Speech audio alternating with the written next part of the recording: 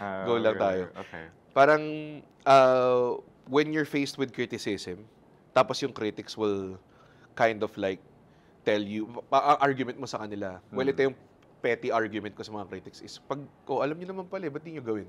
'Di ba? Kasi ako, hindi naman ako, wala naman akong kailangan na resources to start. I just went up to somewhere and I did the stand-up thing, 'di ba?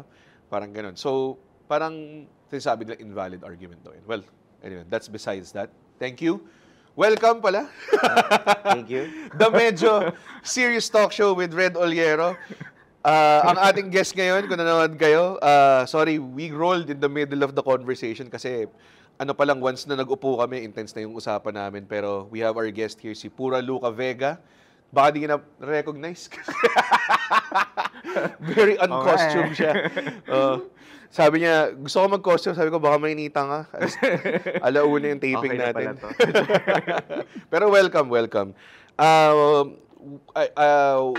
Dito sa Medyo Serious Talk Show, we talk about a lot of topics and everything. I like to bring in a lot of people who have sharing great insight. And I want to talk about one thing, which is freedom of expression and how everything is hindered and how everything is enabled or whatever. And who better than someone na nakulong for expressing? Ako nang tinanong ko sa kanya kanina, sabi ko, kamusta ba? Baka naman iniisip ng mga tao, nanghirap ka sa kulungan, pero mamaya-maya, pala doon, mayor pala siya or something. Kamusta naman ang prison system natin? Okay naman. No, surprisingly, the police were, kind. And Okay. my cellmates are actually very friendly. Do you keep in touch with your... Yeah, I got May the group chat number ba one. kayo? Hindi naman. But it was, you learn from people kasi. Oh, yeah, of When course. you're in there. Tapos malalaman mo parang, may mga matatanda na, Oh, man. may mga bata. They have like different stories to share. I'm like, okay. Ako naman, talaga ba? Tapos may isa pa doon, ang specialty niya, nagnanakaw siya ng mamahaling alak. Yun ang connects. Di ba? Sabi ko, wow, specialty. Sabi niya, okay. hindi basta-basta, hindi ako nag-aalahas. Luka, sabi niya. Hindi siya lahat. Alak lang. Sabi ko, work. Okay. Give ko. So, gano'n siya katagal doon? Or... I was for a Doon pa siya? while. Ay, hindi na yata. Talaga? Hindi na. Marami ka bang doon? Tipong may mga kasama ka na detain lang like you or parang may mga tao talagang, totoong criminal job, parang ganun. Well, some of them, I haven't, kasi yung mga kwento nila. Yung mga, lang talaga, yung mga lumalapit lang sa akin. Ito yung malala. There was one guy, sabi niya, alam mo ba, pag binaliktad mo yung pangalan ko, makasalanan ako. Sabi ko, bakit? Tapos, yung pangalan niya kasi Dennis. Okay. So, pag binaliktad mo, Sind. Sind. Wow. Sabi ko, bakit niya kinakwento sa akin to? Alam mo, ngayon ko lang na-realize na yun yung kabalik na Dennis. Oo, sabi ko sa kanya, at least past tense. Tama. So parang, these are like normal people who just want to like may kwento and then minsan... I mean, there's not a lot to do inside maybe. True. And also because at the time kasi that I was in the jail, I had food to share. Okay. So they all like you. Kind of, yeah. Parang yun nga daw yung mga kilala kong mga nawa one day jail, mga gindo yung parang, napago ko, parang Tapos meron pang one time nagdala ng pizza, parang ang dami namin. So like, sige. Like, ang kakapiranggot lang na pizza. Like, they're happy naman. Natuwa naman sila. Gano'ng kadami to in one... I think, sa cell ko was like around 60. 60? Yung pangalawang time na-detain. Which was the longer one or the shorter No, that's the one? shorter one. Okay. The first one was 3 days. The first one was 3 days. So, di ba? Very biblical. 3 grabe. days lang. And Ayun. pagbalik mo, he has risen again. Parang ganun. Ay, Trouble na naman tayo. Baka madamay ako ha. Joke lang ako ha. Joke lang po. Joke grabe. lang. Ito naman. Pero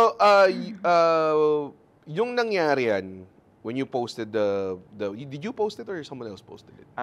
It was from various accounts. Talaga? Okay. So when you had that performance and everything, you had no, naman, no? Did you have any like malicious intention? Parang talaga, mang-offend ako pag Oh no, not at all. Yeah. Kasi I had a perspective of like there's a poem kasi that says like Jesus at the gay bar, ganyan. Was inspired of that. Yeah. Tapos parang I've always has this idea of Jesus being with the oppressed. Sabi ko, oppressed kami, like ilang years na rin kami are fighting for the Soji bill, eh. And then, so I feel like Jesus would really side with the poor, the oppressed, everything na nasa laylay. Yeah, yeah. So I felt like it was a safe space to actually do the performance. Of course. Like, okay. Live performance, eh, di ba? So, hindi naman siya sobrang ano. Pero, the people, syempre, yung most of the people didn't really understand the performance, I guess. Parang ganun. Yeah. Obviously, hindi yan. I'm like, I wouldn't be in the ano. Parang para sa akin, and not to ano, parang yung complaint nila sa'yo was, I feel like, fine, para sa akin pwede kang ma-offend sa work. Kasi ako, stand-up comedian, di ba? Na-gets ko ba't ka ma-offend sa akin. Like, I could get it. Like, parang some guy telling you this, and then hindi ako mag-agree sa'yo, and then ganun. Di ba? Pero para sa akin, the line is crossed, I feel like, if you're already stopping people from saying things. Yung freedom of expression natin nawawala. Correct. Nung time na yun, nung panahon nung talagang, how do you say this? Parang, pag-capture sa'yo, ano pa, parang, ano pa, pag-arrest sa'yo.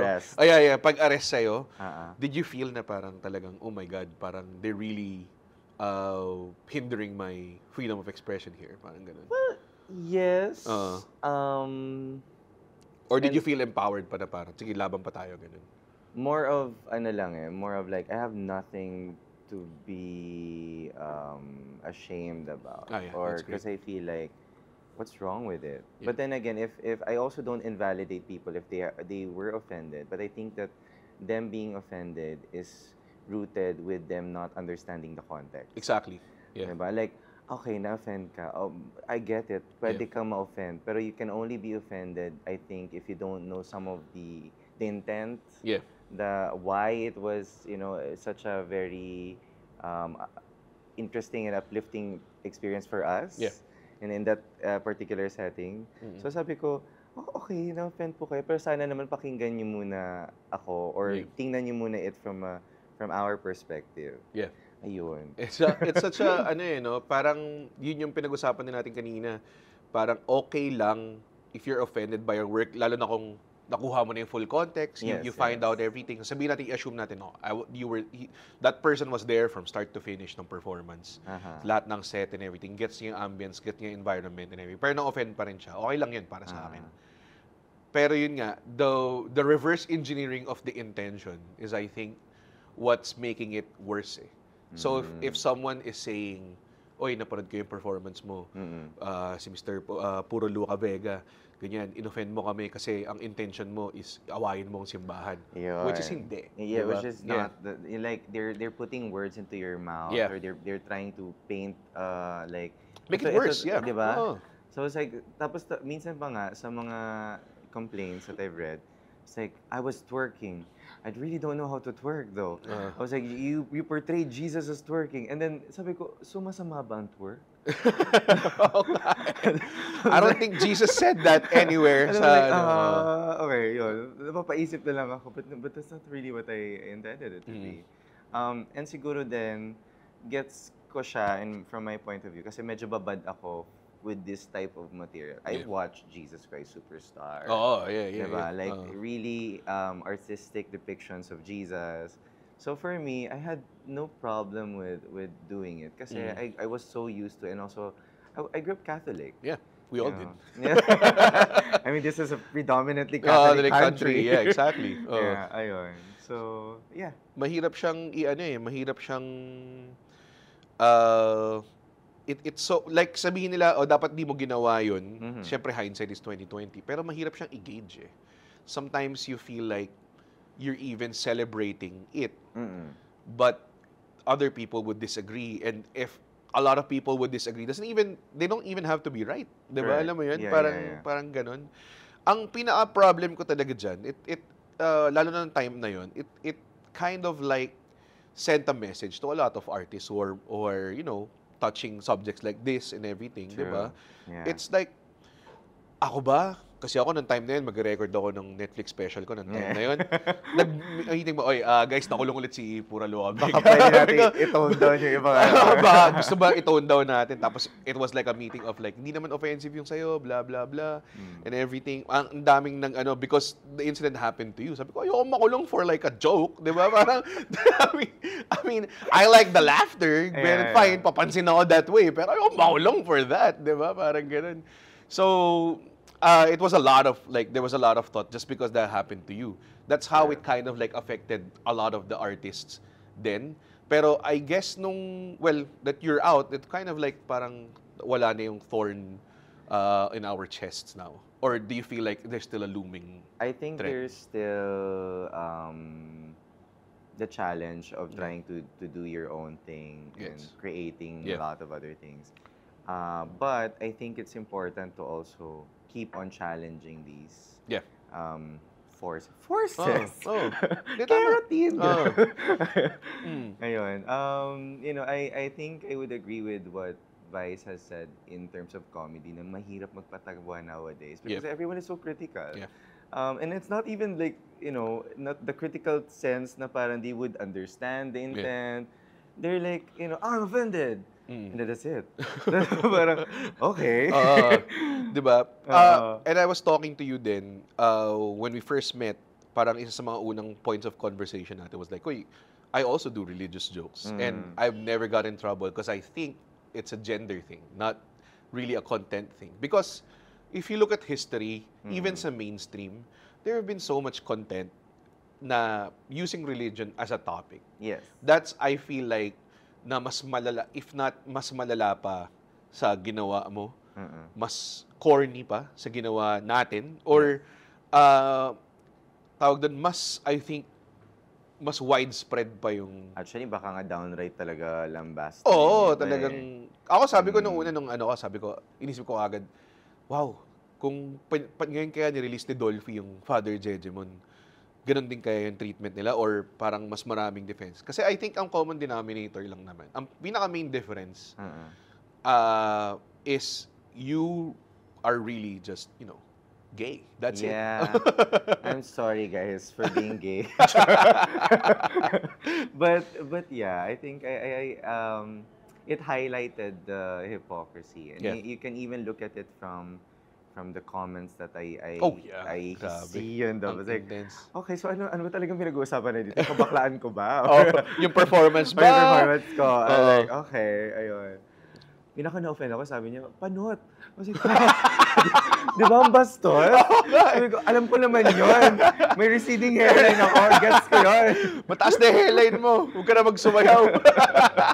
It's such a, glaring. Parang, a lot of people, I don't know kung paano nila na-justify it, pero sobrang obvious eh. It's such a, hindi talaga siya, parang hindi sila nagtatago, or parang the way they justify it. So weird, para sabihin nila, hindi naman tungkol sa homophobic to, or parang pagiging homophobia to. May comment pa ako nakita, hindi to tungkol dyan. It's about respecting someone's religion, and this abomination is gaganon sila ng so parang, kung tatawagin mo I think it's about homophobia. I don't think it's about religion at all. Talaga ba? Talaga ba? Diba? Parang gano'n eh. Di ba, sobrang nila. That also is kind of like, it's threatening for a lot of artists. Did it kind of like stop you, or parang isip mo na parang tigil mo na ako 1 year, ganun? What? Well, kasi parang feeling ko I owe my sanity through my art.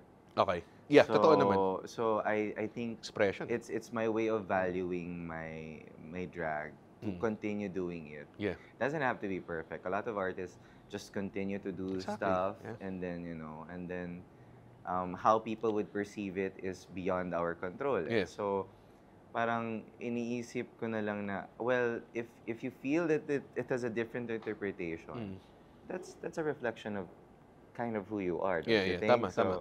So parang just as any artist, like from any medium, whether it be visual, performance, comedy, like everything, song, Like, hindi naman lahat fan ng Taylor Swift. Exactly. Diba? Ako, gusto ko sa Taylor, pero yung iba parang, masyado siyang overrated, eme. Ako naman, sige. Yeah. Just watch other stuff, di ba? Yes, exactly. Like, doon ka kay ano. Yeah. Yun yung I think din sa cancel culture. I feel like they were so empowered to tell someone to stop working. Na parang naging ano na siya, naging parang yun na yung operative response ng mga taong hindi gusto. Kasi dati pag ayoko yung pinapanood ko sa TV, I flip the channel. That's it. I think that's the normal, I think the added thing here is the role of social media. And how it kind of makes them feel like they are empowered to do or say a lot of things. And then it doesn't really translate in reality.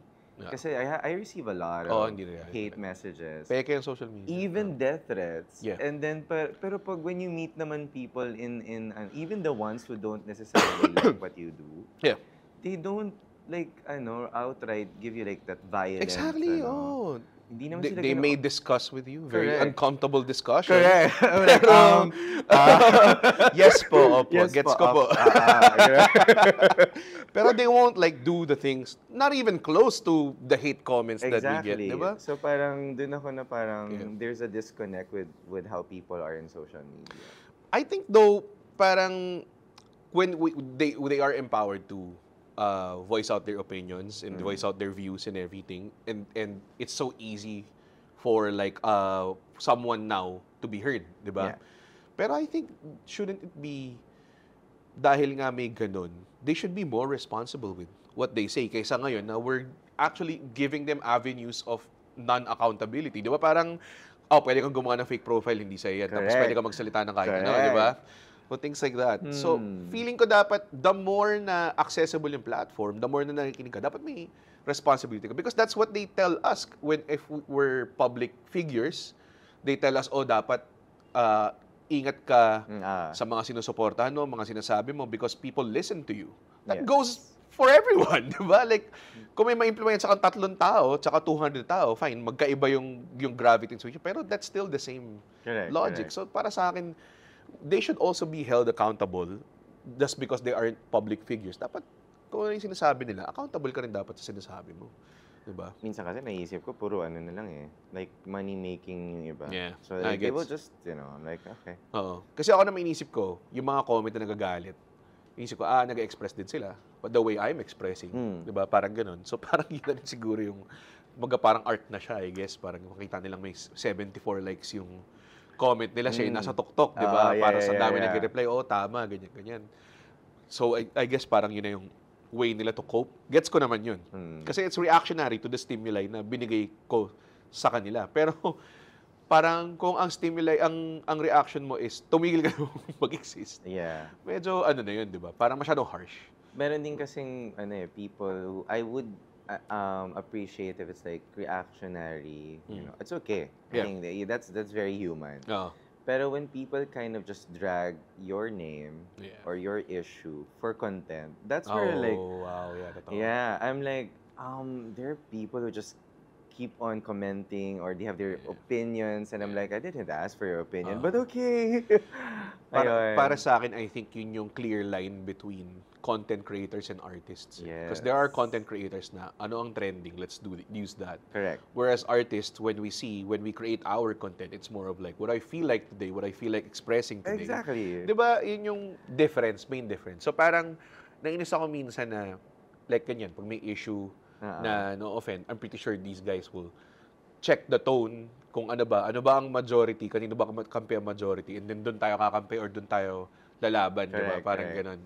It's such a, parang, kina ba to? Literally si Diwata. Oh my God. Parang trend siya. Lahat ng klaseng attack, pure, pati negative, lahat nakuha niya just because siya yung hot topic. Yes, exactly. Talaga. And then, people were like clamoring for having his image and her image rather, dun sa mga content, mga ganyan. I'm like, okay, di ba kayong pwedeng gumawa ng can't you make original stuff? Let's talk about naman, para hindi naman tayo masabihin ng mga tao ba, completely lang bitter tong mga to sa mga Hindi naman ako bitter. Hindi ako bitter. Let's talk about drag. Kasi grabe, it's been around for a long time. It Very has been, yeah. long time. And then, people are just finding now na parang, wow, grabe, nag-boom talaga siya ng solid. Yes. So, how do you feel about that? I like it, but at the same time, it gives an impression that drag has a certain standard Okay. or a certain look. Ah, talaga? Yeah. Kasi I think that's the effect of having something mainstream. That what they see on TV is the only definition Yun yung of default. the default Hindi nila form. alam na para, pwede kang mas ganito, mas Oh, ganyan. it's very free. It's an art form that, anything kind of goes. Yeah. Kaya baka magulat sila na, is that really drag? Kasi Ah. that's not what I see on TV eh. Mga Drag pa ganon. ba yan? Parang Correct, ganun. Yeah, correct. gets. It's such a great thing na nagbo-boom ngayon. That's what I'm parang kind of very happy about. Because hindi naman tayo like same industry or anything. Pero Yeah. ano siya, live performance siya. Correct. So, it just gives you hope eh. Kasi kunwari, if drag is like doing, New Frontier Theater, Yeah. sold out agad. Sa utak ko parang, edi may mga ano pala, may mga tao pala that will get off their asses and watch a live show. Yeah. And that's like 2,000 people in the same night. Di ba? May mga ganun pala. Exactly. So, ako parang nakikita ko, yun yung potential namin. Di ba? But- So, now the ceiling is bigger because someone else is succeeding. Di ba? I feel, okay, this is for me If you like draw a Venn diagram of drag and wrestling, Malaki. they're a little bit similar. They're very similar. Although for me, the key difference would probably be wrestling is highlighting masculine energy. Yes. Masculinity. Correct. At the same time, parang meron din siyang other drag elements, which is like they make their own costumes. Yeah. They choreograph. It's the yun talaga eh. Parang sabi ko, parang nanonood ako ng RuPaul. I got into RuPaul some time ago. Parang nagbakasyon ako somewhere, tas parang yun yung pinaparod parati nung tinirang ko. So ako parang, ganda nito. Tapos parang mamaya, parang wrestling Kasi anoan sila, yung nagbabanter nagbabanter din sila, nagsnarkan mas sila. magaling ako sa'yo. Okay. Tapos ako parang, yung pinaka gusto ko dun sa RuPaul, aside from, basically, they do everything. The Yes. routine, they perform themselves, they make their own costumes. Tapos pag on the verge of elimination ka, magli-lip-sync ka. Lip-sync for your life, di ba? Yes. Parang grabe, sobrang, yan ang wrestling eh. Kasi minsan may mga times na parang, loser leaves town match, di ba? Sino matalo, tapos gagawin nilang para totoong, parang alam mo yun, para lang ma-fire ka, kailangan mo to go through all these choreography and ganyan-ganyan. Sabi ko, wrestling talaga. Yun ang pinaka malapit sa lahat para sa akin. Kasi not even comedy. Parang sabi nila, yung drag, Is comedy, lumalaki na, parang correct. ganun. So ako parang malayo kami sa drag eh. Mas wrestling tayo. Because the performative aspect kasi Yeah. of it is there. And I see it and I get to appreciate it. And growing up as, like, very theatric. So parang, bakit siya natalo? I'm like, luto! It's more theatric than I think people would. Kasi ang problema kasi sa wrestling, parang nagkaroon siya ng stigma because at the start, they didn't want to admit it was fake. So parang a lot of people na parang, hindi, fake yan, fake. Kasi dinidebate sila ng mga tao. No, hindi siya fake. Tingnan mo, sugatan nga siya. Yeah. Sabi ko, Ganun na well, ganun. there are risks to doing it. I'm like, even drag queens, susugatan din naman pag Exactly. nag-perform. Grabe. Ang intense ng ang akin, para sa akin, ito yung mga tinatanong ko parati sa drag people. Gano'ng kahirap ang magdala ng costume? Mahirap siya. Kasi nakita ko yung mga venue na pinagpo-performa ng mga drag. Like, kunwari, may nakita ko parang venue na, I think bakery siya or something like that. Okay. So parang, gano'ng kalaki holding area ng bakery na to? Saan sila nagbibihis? Doon sa sa mismong naglalagay sa pugon. So nalaano na Siya yun. natutunan yung makeup niya. Di ba? Hindi naman, nag-effort naman yung panaderia na yun. Talaga? Na nabigyan kami ng space that's air Kasi conditioned. essential yun para sa akin. Kasi there's a lot of prep going into that, di ba? But to be fair though, even the queens of the past would do their makeup in a very dimly lit room and then like That in didn't itself is art para sa correct. akin. Yeah. Like alam mo yung parang hindi mo kayang gawin yan siguro now. Oo. But they would still do it, paint their faces and be like, okay, and then, you know, Oo. amazingly, it still is pretty. So, di ka na makareklamo ngayon. Wala kang holding area na aircon. Correct. There are venues kasi that wouldn't provide that. Oh, So yeah. parang you just have to make do with what you have. Kasi ang akin ganun, parang ang stand-up comedy, when I produce a stand-up comedy show, the holding area doesn't matter. Kasi para sa akin, kahit nakaupo kami sa audience, we can just come up from there and then go on stage, fine, di ba? Pag wrestling, saan mabibihis yung talents ko? Ang dami namin. 20 kami. Di ba? Parang gano'n. Kaya naisip ko, nung nakita ko yung drag performance, saan ba ito? Butterboy ba ito? Or something. Yes. Sabi ko, saan sila PBS? Sabi ko. Yun. So parang, I think that's such a thing na hindi na-appreciate ng mga tao. The whole of everything. Costume. Kasi hindi naman lahat ng tao, dehatid, de parking. Lahat yan independent artists and everything. So ano to? Mali-maleta type. Ako naka-eco bag.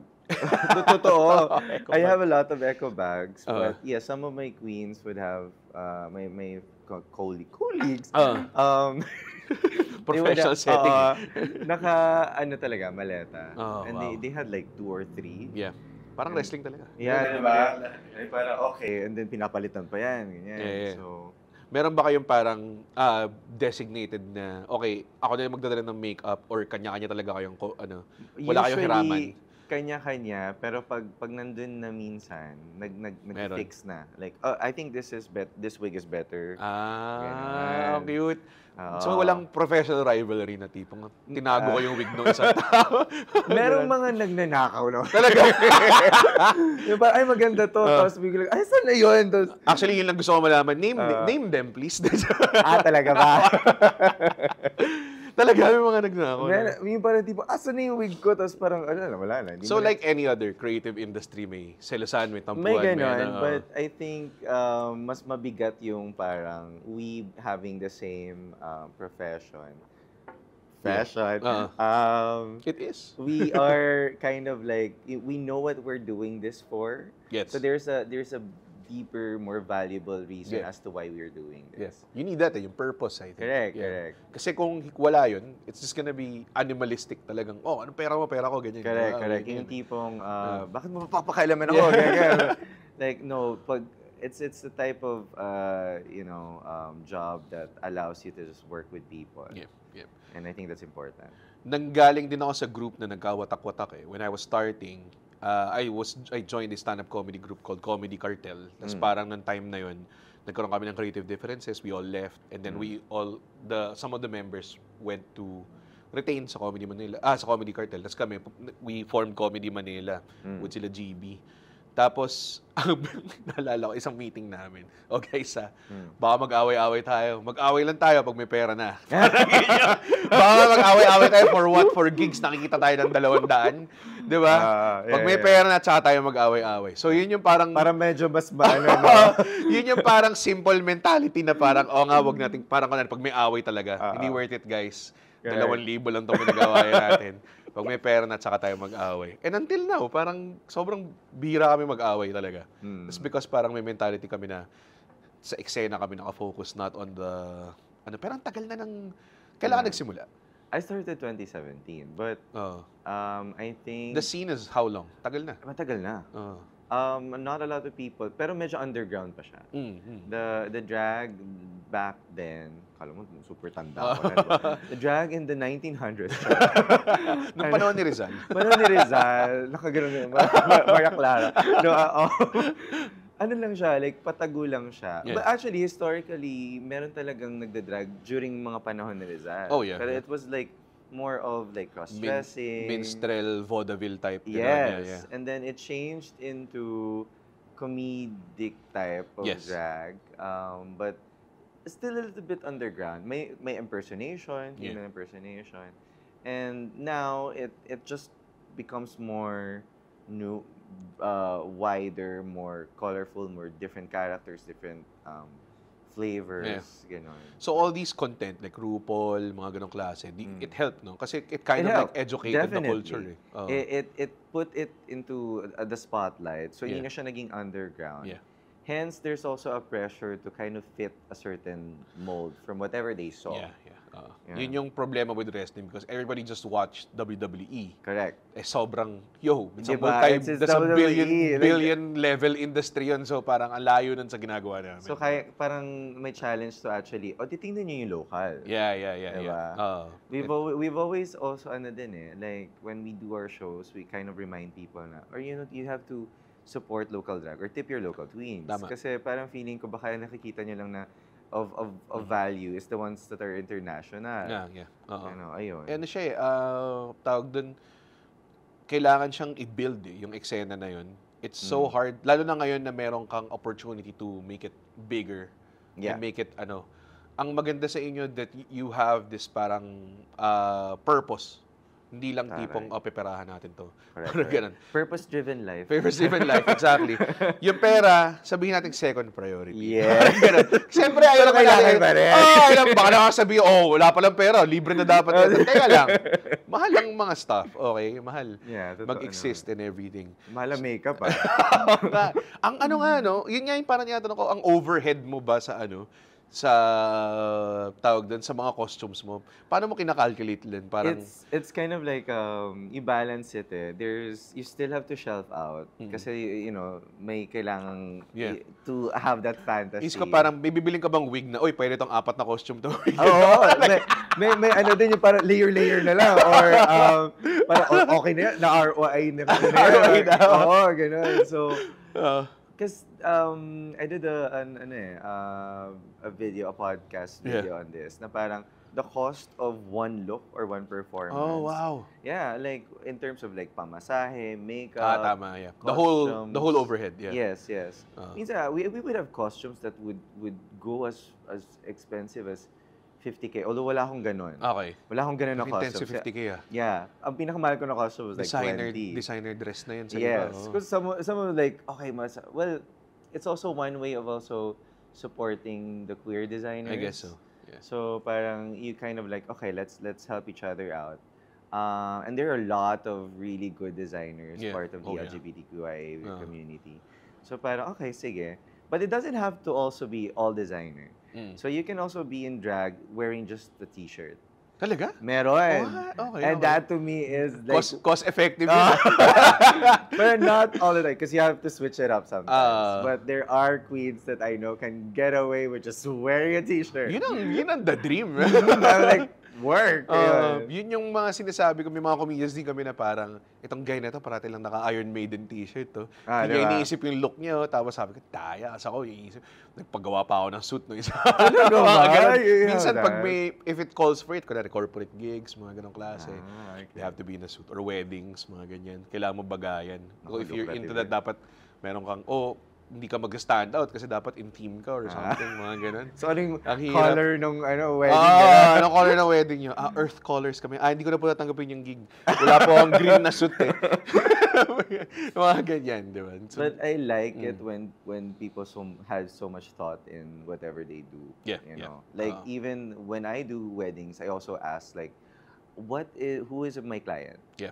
And you kind of like what is she into? Because usually it's important Diba? Kasi para mamaya pagdating mo nun, you just do a generic performance. Parang walang puso. Baka hindi rin nila ma-appreciate. You want also to kind of like touch their hearts. Yes, of course. That's what gets you recommended again. When that's potential clients lahat yun, nanonood ng wedding. Correct. Diba? It's easy as parang, gusto kong kunin din siya. Tapos, ang dali na niyang makuha or ma-refer, di ba? Parang ganun. Ang drag ba, ano nyo? Parang, what's the end goal for you? Or meron ka bang parang, are you working towards something that you wanna do or anything? I think it opened a lot of opportunities, drag. I still continue din naman doing the performances, but especially now, I think it's smarter to kind of so keep branch performing. out, to keep performing, but also branch out and make a business around it, I guess. Okay. So hindi lang siya parang like, you just a performer on stage, but you also like you're a producer, you're a producer, or you do salesman. Correct.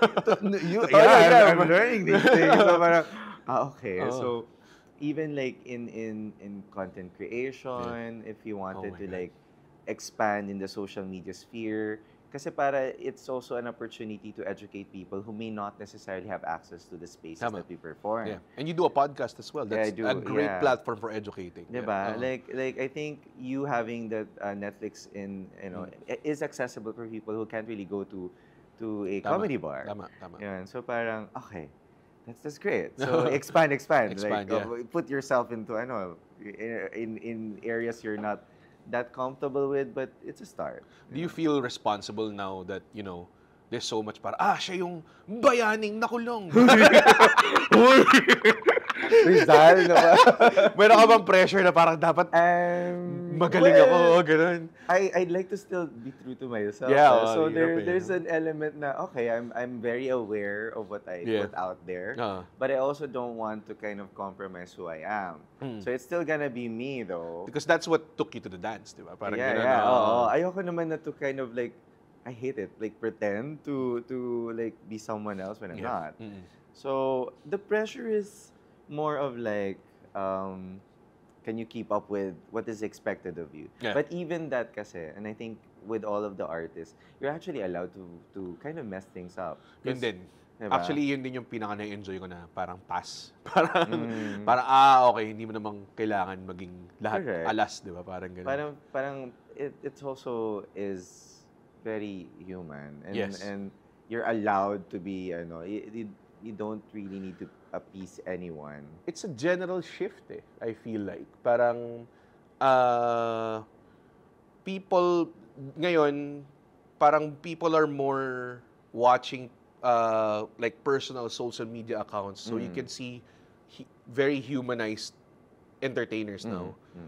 Whereas dati na parang, di ba, dapat love team talaga, kayo talaga mag-jowa. Or action star ka, dapat macho ka parate, ganyan. Yes. Parang they keep up with the parang dati, pag sa wrestling ulit, reference. Si Undertaker, mysterious, undead person siya. So hindi siya pwedeng makita in public na siya.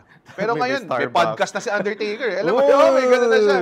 Human na siya talaga. So parang, there's a general shift into, we're going from manufactured, ito yung star, may facade, into like, please be more authentic as much as you can. Correct. And I like that. Kasi parang feeling ko, para masira din yung parang the whole, the morphing or the merging of reality and fantasy, and people get to see na, well, they don't really necessarily be, like kunwari pag tandem, akala nila talaga in real life, they're like, a couple. Yeah. And they couldn't shake it off. Hindi naman Tapos nakaka-apekto pag pag oh my nag-break God, sila. nag-break sila. I'm like, ate, nandun ka ba sa relationship?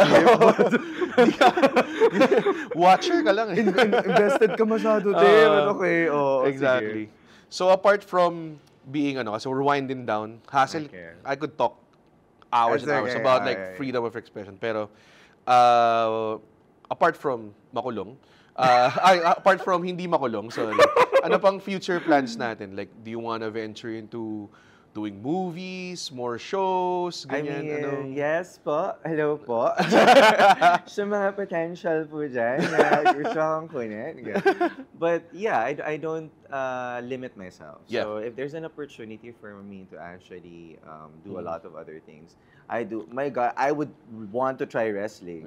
For real. But kailangan ko pang yung academy. Yes, please. FPW Academy, sign up kayo if you wanna so, wrestle. Kailangan pang matutunan on what to do. Kasi alam naman, sumalang ako, tapos bali-bali na pala yun. Literal, magbabayad kayo para masaktan. Sorry. Ganun talaga Para ganun Ako gusto ko masaktan minsan. Anyways, thank you so much, Pura Luca Vega. Thank you. Anong social media mo? Maybe you wanna promote it's at Pura Luca Vega. Instagram, TikTok. Alam mo, search na lang. May Wikipedia naman ako So, yun, okay na yun. This is the Medyo Serious Talk Show with Red Oliero. We have new episodes every Tuesday on One News. At kung wala kayong TV tulad ko, it's on YouTube, like, where other people watch. Or most people watch. Ewan ko, hindi ko alam. Pero yun, please, check us out. Thank you. Thank you. God bless.